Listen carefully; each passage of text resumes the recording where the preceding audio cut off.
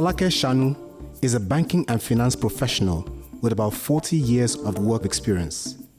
Sanu started her career in audit and has worked in several executive and senior management roles for several commercial banks in Nigeria. Sanu is a fellow of the Institute of Chartered Accountants of Nigeria, ICAN, an honorary senior member of the Chartered Institute of Bankers of Nigeria, CIBN, an alumnus of the London Business School, LBS, and Harvard Business School, HBS, where she attended and obtained various executive advanced management program certificates. She recently retired from Wema Bank PLC as a director. After her retirement, Sanu authored her first book titled Life Lessons from a Nigerian Wonder Woman. I'm reading chapter 4, Speak Up. I've noticed over time that in most establishments, women go into meetings with zero intention of saying anything during the meeting. The male folk often take over the meeting while we sit back and echo, "We agree." When the time is up, they exit the room without leaving any impact. We have a culture where women are supposed to keep quiet and observe.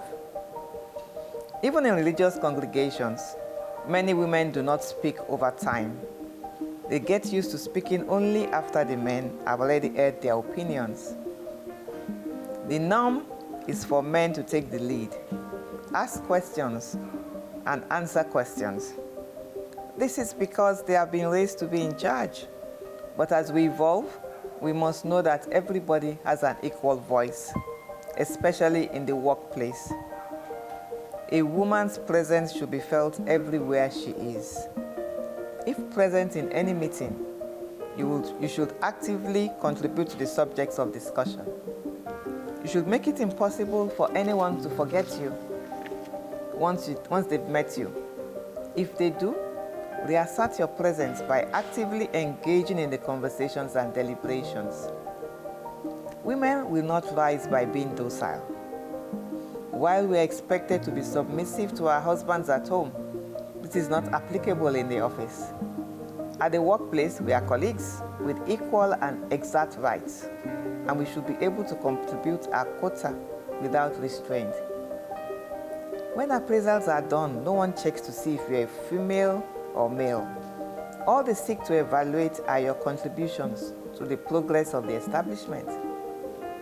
Some women do a lot of work and offer support to the team, but instead of taking credit for what they have done, they give the credit to the team. While it is good to give credit to the team, they should find a way to show that they are part of the project.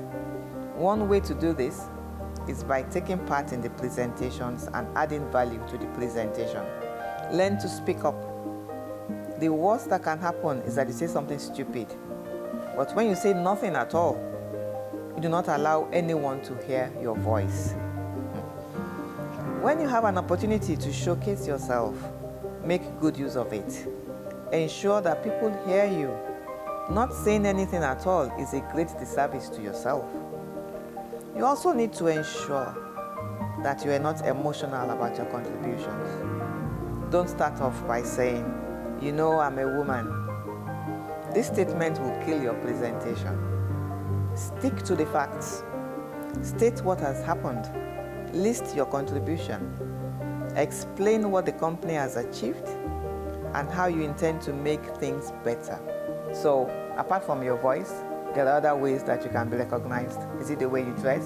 Is it the way you present yourself? These are things that you should take into account. But one of the things we shouldn't allow is for us to be in the background.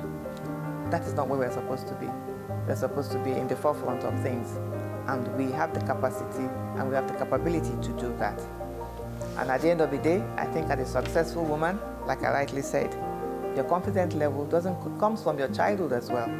So as mothers, we should ensure that we bring up children who are confident, who speak up, ask questions, no matter how dumb and no matter how tricky the questions they ask. We owe them the duty to respond and let them know that they have a right to ask those questions. Speak up.